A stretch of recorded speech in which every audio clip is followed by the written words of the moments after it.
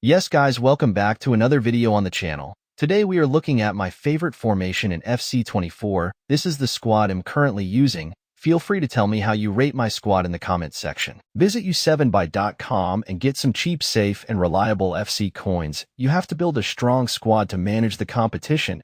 Use the discount code DRFC for 6% off, link in the description. So I am using the 4-2-4 formation. It's the attacking variation of 4-4-2. FC24 defending is so hard, especially in the lowest divisions. And the best advice I have for you is to score as many goals as you can to win. And that's why I'm using this attacking formation. Beginning with tactics, the defensive width I set it on 35. Here I find it easy to keep the team shape organized. But if you struggle to defend wing play, just set it on 40. The depth is 67. Here I can manually press the opponent trying to win the ball back. Anything above 67 using this formation will force you to always press high, and that's so risky on offensive side. Build up play, leave it on balanced. Here you can attack according to the situation and the score, like counter-attacking if the opponent loses the ball high up the pitch. And also keeping possession of the ball when building up, having all your players available for steady build-up. Chance creation I set it on direct passing. Then the width set it on 60. The meta of FC24 is going down the byline and look for a cutback. So using 60 up to 70 will make your players shift more towards the wing side. Players in the box, leave them on 5. Even though this formation is more of attacking, but having many players inside the box will leave you with no options when trying to create chances sometimes. So having them on 5, I think it's balanced. Corners, set them on 3 bars or more, because headers in FC24 are so overpowered. Then lastly, free kicks, I personally leave them on 1 bar.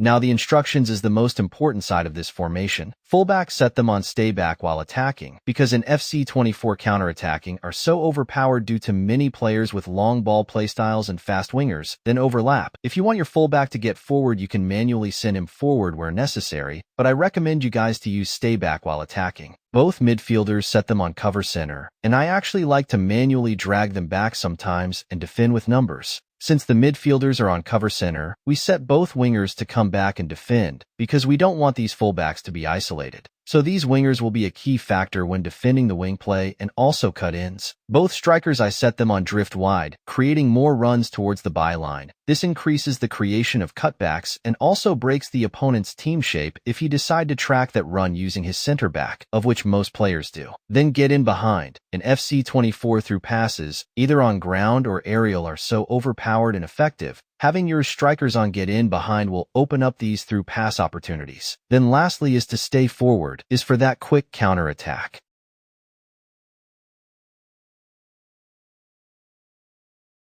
So here is the way I use this formation. Beginning with the defensive side, I like to manually drag my players back and overload the defense side. This gives the opponent hard time to create chances because of less spaces. Another thing is that I always avoid using the second man press as the center back, as I'm controlling the fullback or midfielders. For example, controlling the fullback, the center back on second man press will move out of position pressing the ball. This will break the team shape and open up spaces which the opponent can use and create something. Only use the second man press in these combinations. Like controlling the fullback and the second man press is the winger. Effectively here the winger is tracking back on your command, and also sometimes it can create that double press. 2 is when controlling the center back and the second man press is the midfielder. Still the midfielder will be tracking back, applying pressure, and you keep your center back in position. There are many ways to use the second man press, but avoid using it only if it drags that defender out of position. Another way to use this formation is to press high. This formation is good when applying pressure in the opponent's half. Very solid way to win the ball for a quick counter-attack. Next tip when defending, if the opponent switches sides,